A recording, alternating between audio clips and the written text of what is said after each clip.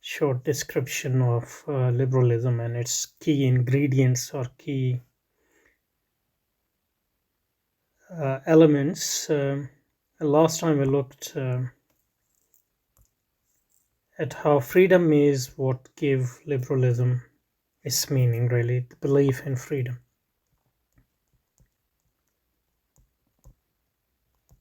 And the other four elements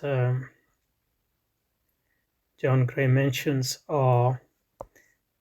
they make sense only in terms of freedom or liberty.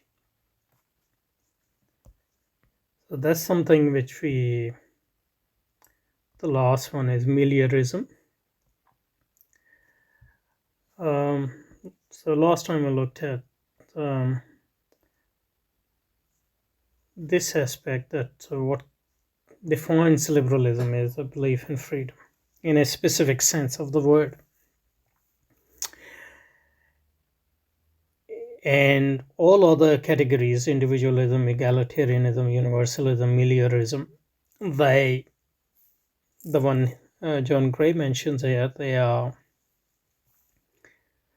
to be understood in terms of freedom. So today we are going to, I think we basically covered individualism and egalitarianism last time. So we need to look at universalism and meliorism a bit. But I'll go through all four and hopefully we'll finish off this today.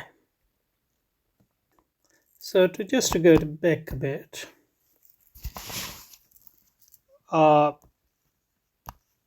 liberal person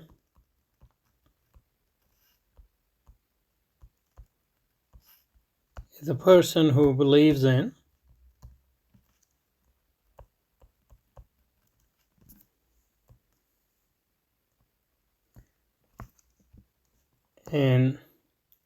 liberty or freedom.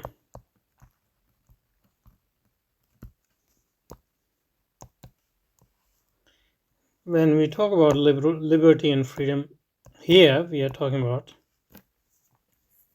as a value, as a norm, not as a fact. Even though obviously if you believe in value, freedom as a norm or value, you presuppose there's a factual freedom as well, or possibility of factual freedom as well. But just because you believe in the fact of freedom, or you believe that people shouldn't be slaves, for example, it doesn't mean that you necessarily believe in freedom in the sense in which liberalism believe it. Because, for example, as a Muslim, you know, freedom is a condition of a lot of, like being Muslim, for example. You need to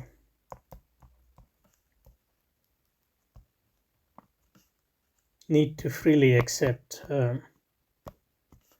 and believe in Islamic doctrine or worldview out of conviction in order to be Muslim.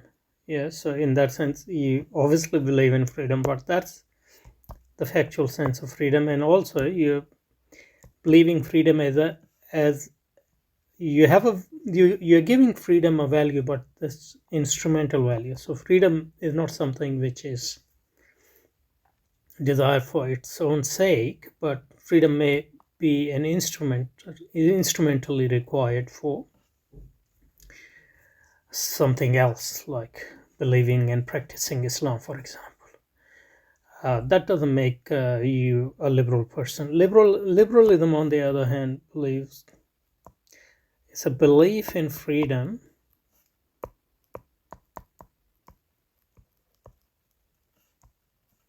as an end in itself.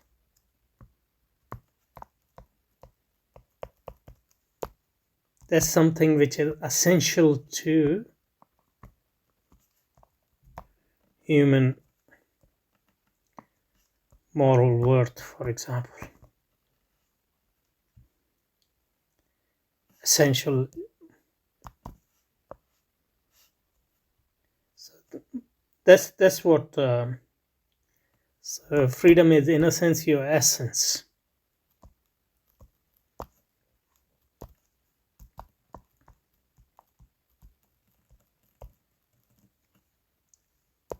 On the other hand, for everything else is accidental as compared to freedom. On the other hand, if you compare this with Islamic attitude towards freedom, for example, our Islamic view is that our fact that we are free is an accident in specific sense. And the fact that we are the bondsmen of Allah subhanahu wa ta'ala, that's what our essential nature is. So in that sense, freedom, belief in liberalism is basically a rejection of anything like Islam. Or even if you're Muslim, you might not realize that. But if you're really liberal, how can you be a Muslim? Yes, you can be a Muslim liberal, like Locke was a Protestant liberal. But that's a distortion of Christianity and distortion of Islam. Okay, so belief in freedom is essential to be a liberal, but belief in freedom in a specific sense that you consider freedom as intrinsic value.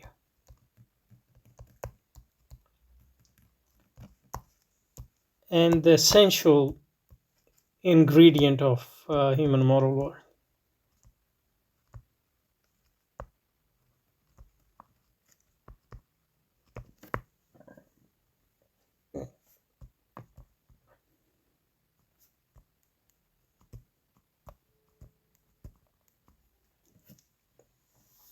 Okay. So belief in freedom is key to liberalism, but liberalism shares belief in freedom with other ideologies. So you can believe in freedom. So liberalism, in this sense of the word, you can be communitarian. For example, you can be Marxist, although Marx is a bit more complex, socialist, communist. You can be nationalist or various sort. They all believe in freedoms, but they are not obviously liberal. But nationalism is not liberalism, although certain sort of nationalism is, combined with liberalism in modern democracies. As democracy is combined with liberalism, even though democracy itself is not an essential ingredient of liberalism. Or so there can be nationalist democracy, there can be communitarian democracy, there can be liberal democracy. So what differentiates liberalism after this specific belief in freedom is other ingredients or other elements which John Gray mentions, especially individualism, because liberalism believe in the basic freedom of individuals. So freedom applies to individual. Their focus is on individual. On the other hand, communitarians, their focus is on different groups, large groups. For example, Marxist, socialist, their focus is on humanity. For example, Marxist socialists, their focus is on um, social groups, especially unprivileged, and obviously different types of socialism. On the other hand, nation. So they are talking about the freedom of community, basically. Even though they might say that ultimately, freedom of community will guarantee the freedom of individuals, but the main focus is on community's freedom. And if community's freedom requires suppression of individual freedom, so be it. But obviously, liberalism will question that. Similarly, nationalists believe in freedom as well, but they believe in freedom of nations. So, if in order to for the greater freedom of nation, you can suppress the freedom of individual, if it may suppress the freedom of even group of people if it is required for the greater freedom of the nation. So even though freedom is important for liberalism, uh, um, what further differentiates from liberalism from other modernist ideology is its belief in the freedom of the individual primarily. Okay, so this gives us a window to go back to those four characteristics. So liberalism is, even though the main thing is belief in freedom, what differentiates it from other modernist ideologies who share this belief in freedom is its individualism. And by individualism, we mean that it asserts the moral primacy of the person against the claims of any social collectivity. Now, there are a few things to be noted here. So, individualism is what differentiates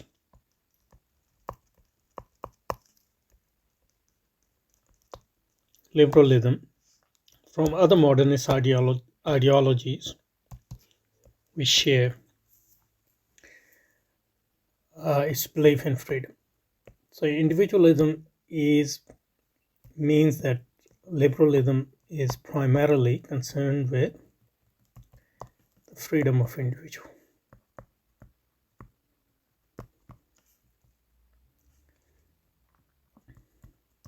In what sense? It belief in the freedom of individual, in fact, the moral worth of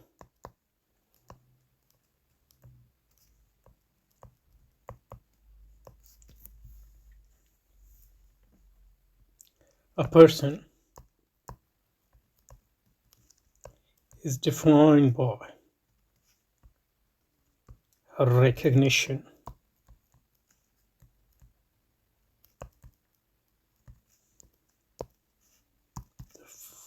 that our essential nature is freedom, and that's what defines a moral worth. It means that a person who doesn't believe in freedom in liberal sense doesn't have moral worth. And if it does have a moral worth, it is only as a potential recruit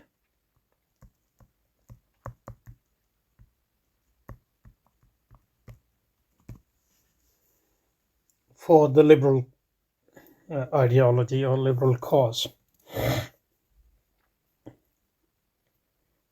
And that's why a lot of massacres against non-liberal societies or anti-liberal societies have been justified on this basis.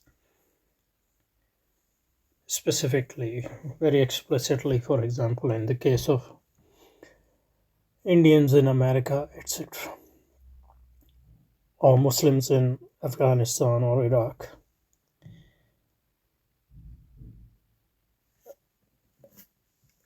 Okay. And this person's freedom has two types of freedom, this individual. Negative freedom and positive freedom. Negative freedom is freedom against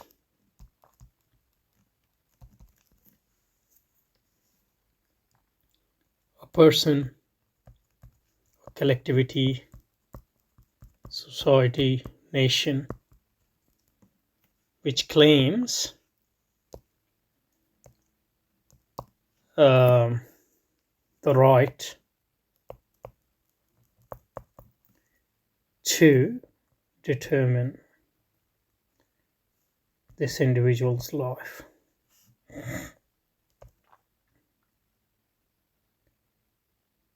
So in that sense, liberalism is a great technology of government or technology of power as well to actually disintegrate and destroy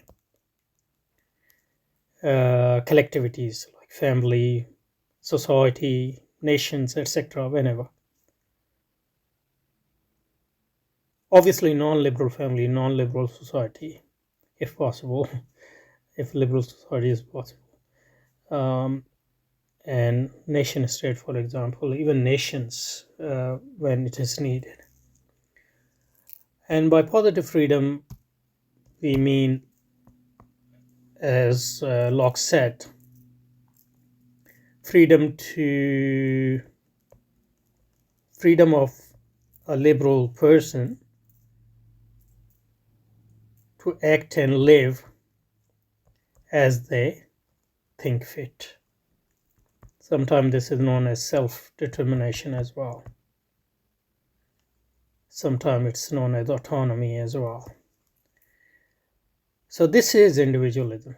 And individual freedom has two horns, negative freedom and positive freedom. And the purpose of negative freedom is to clear the space for the positive freedom. Okay. Now to the second element after individualism is egalitarianism.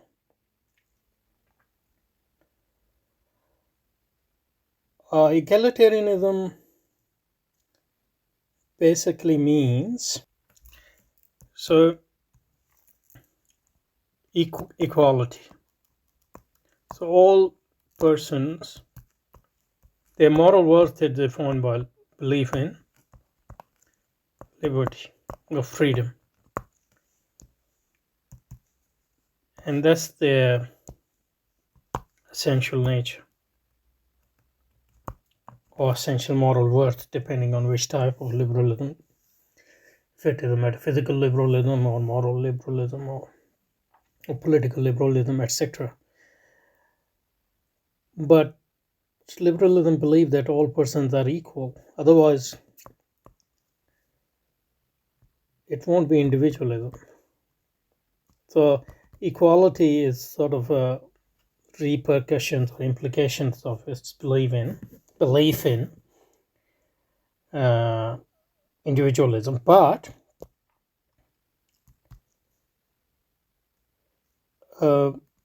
this equality of all men and women, etc., is potential as well as actual. So actual equality is like from the theoretical point of view, only between persons who actually believe in freedom.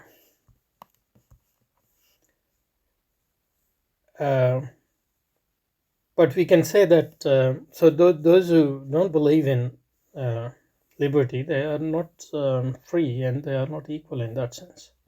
But they are potentially equal in the sense that they might change their mind and come into the liberal camp. So we must differentiate between potential and actual.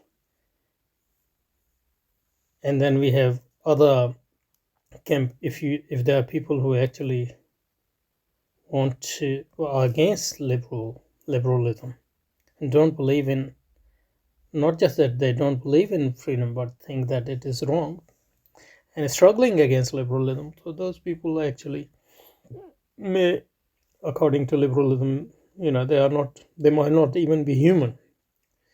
And in one of the footnotes in his Political Liberalism, John Rawls uh, calls such people, they should be treated like disease, like germs and microbes.